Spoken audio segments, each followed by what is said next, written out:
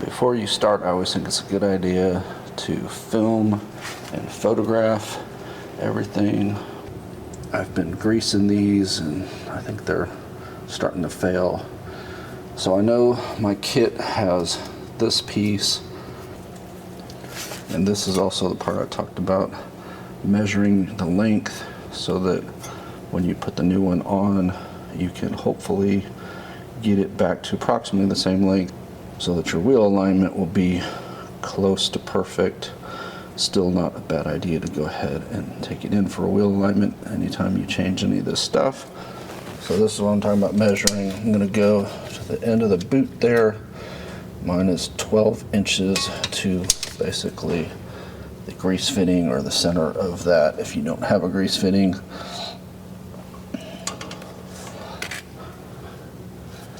And if I go from the end of the boot, you see it is 14 and looks like 5/8. So 12 from the end of the boot, maybe 12 and 1/8 just to be safe. 14 and 5/8 from the beginning of the boot. And I have two measurements I can go with to hopefully make this where it will be still aligned when I'm done. Alright, I'm going to start with the tie rod. It's an 18 millimeter. And it did come off very fast. So just fish that bad boy in there. Just kind of. Alright, I got it. The trick was just basically hitting a hammer this way until it popped it out of there. Now the tricky part sometimes is getting that end off because it has a special tool that basically comes up over and fits around this. However, it never really works like that. It never just fits over and stays on. It always disconnects from the tool. It's, you know, it's basically a 2 or 3 piece tool that's required. So sometimes I find it's easier just to get a big wrench and just crank on it. The other thing is a lot of times the boots are closed off with some sort of metal clamp or something that's not real easy or obvious to figure out how to disconnect. So sometimes you end up having to cut them. So I'm gonna have to climb under there and look at it real closely and see if I can figure anything out. So this is the tool I'm talking about. The problem is, of course, you would think Chevy would be a real common size, but it doesn't fit any of them. Now this one looks like it's probably the closest, but basically you need this to grip that. And that one, it grips it, but you see you can't, that won't work obviously. It's got to be there. So I'm going to have to get a wrench around that and just turn it. So remember I was talking about metal clips and stuff. Obviously the Chevy version is different than any of the others I've ever worked on, because all the ones I've worked on before, this boot actually covered, you know, over here, and you had to remove the boot, whereas this one you just turn it there. So the one on the vehicle is the same as this. It's just I got to get in there and it's torqued down very tight. Alright, I am wondering if the inner tie rod is replaceable or not. When you look at it, it's clearly got a place to put a wrench, and you can see where my wrench is slipped around there. But interestingly, there's a grease fitting there. And the Haynes manual says that it is not changeable, that it's an integral part of this rod here. I forget what they called it. I've got the Haynes book that says it's not changeable. I've got the online service guide that is silent about changing it, which kind of suggests it's not changeable. I need to go look. I've got a actual Chevrolet shop manual I need to look at too, but I asked on Facebook group, and of course everybody was like, of course it's changeable, it's easy, just, you know. But when I look at that, it does not look like those pieces separate, even though I don't know why they would put something that you could get a wrench around if it's not meant to be loosened. So let me know what you think. Alright, I'm giving up on the inner tie rod. So they call that the relay rod, the bar behind there. And you know, normally you would attach the inner tie rod to that, and then the outer tie rod here. And it would be changeable, simple, you know, easy to do, whatever. Well, good old Chevy engineers just can't make a common sense decision at all. So apparently, at least this year model, and maybe several others, they have what they call non-changeable inner tie rods, and they have permanently Loctited them on there. So I've tried heat, and basically the biggest wrench that I could get on there and the most force I could possibly use, and honestly I'm gonna snap that relay bar long before I loosen this tie rod. So in a basically effort to avoid any more frustration or damage to the vehicle, I'm going to stop. And yeah, honestly, if you are an engineer and you're designing something, keep in mind people need to change things. There's no such thing as lifetime. You have to be able to access the bolts, the nuts, you have to be able to turn them, yada yada yada. So when you do stupid stuff like this and you have clearly a spot on there where you can put a wrench, you're going to have people trying to turn that because it's common sense. Every tie rod in the history of mankind is changeable, except apparently this one.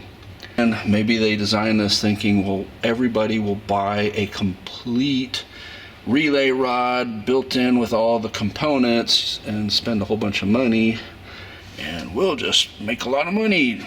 But anyway, so yeah, I'm not going to be able to do that. I'm not going to break something. I'm not going to get injured trying. But that is where you would do it normally. If you have one that has removable tie rods, you would just turn that, loosen it, and then loosen that one. Or in this case, it'd be real nice to remove it as a whole unit and then match up the new one's length exactly before installing it. That way it would just fit right in, and you wouldn't necessarily need a wheel alignment, although it's always recommended.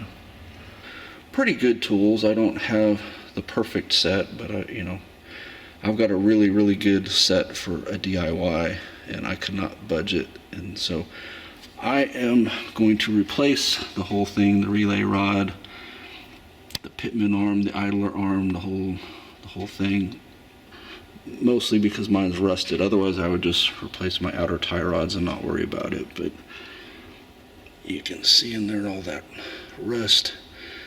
Texas rust. Yes, we did have some snow days, and being a Texan, I didn't even think about rinsing off the underside of the vehicle to get that salt off. So yeah, this vehicle has a little more rust on it probably than you would expect to see for a Texas truck. This is what they are calling a relay rod. Obviously I bought a new one, Moog 300010 for my vehicle. Obviously you want to double check, make sure that yours is the same part number. So the inner tie rods thread into there. There are grease fittings here. The grease fitting there will feed the tie rod, because when you thread it on there, you see there's a hole there to allow the grease to be forced in. So this is the part on the stock one that, like I said, when you read certain manuals, it says you cannot break these apart, that they're integrated. And of course people online say, oh, it's real easy, just pop it off. Well, on mine they weren't popping off, so I'm going to go ahead and replace it. I'm hoping, basically unbolt from the idler and pitman arms where those loops are that look like that, and hopefully it'll slide off. See, I have the outer tie rods separated. This one, instead of destroying it with the pickle fork, I went ahead and used a puller so it came out nice and smooth, and we can see that it's pretty loose, although it's not the worst I've ever seen. And obviously that's pretty floppy too, so anyway, they both need to be replaced. Plus, as you see, the relay rod on mine is covered in rust. I don't know if it's surface rust or rusting to the point where someday it's just going to snap while I'm driving, so I'd rather go ahead and change it out.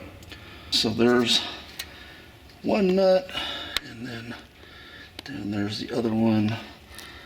It looks like they're both fairly accessible without removing the skid plate or anything. I think once I pop both of those off of there, I should be able to just drop it down, scooch it out one side or the other. I have the puller tool on here. I'm gonna separate it from the idler arm, and it's really a two-hand job because when you do this, it wants to snap off typically and hit you in the face. So I have the nut just kind of hand threaded on the bottom here so that hopefully it will just pop loose and not snap off and fall in my face. There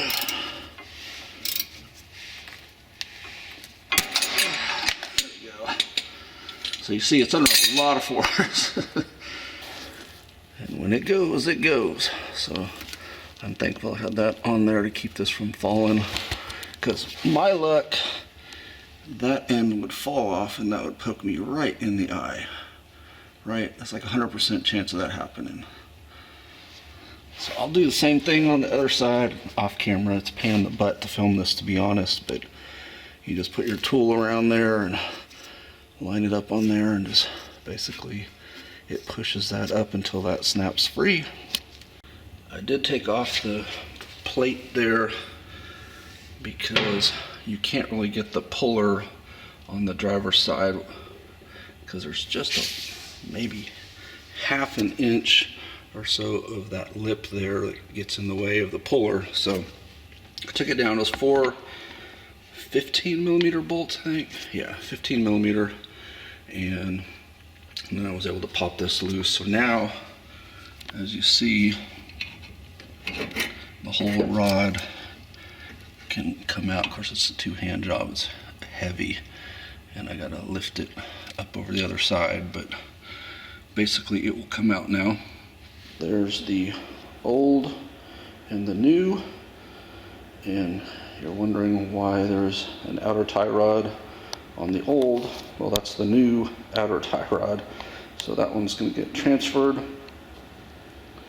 This one, I kept the old one on there, so that should be the right measurement there as far as wheel alignment, but I'll double check. So basically I'm going to thread that into there and grease it.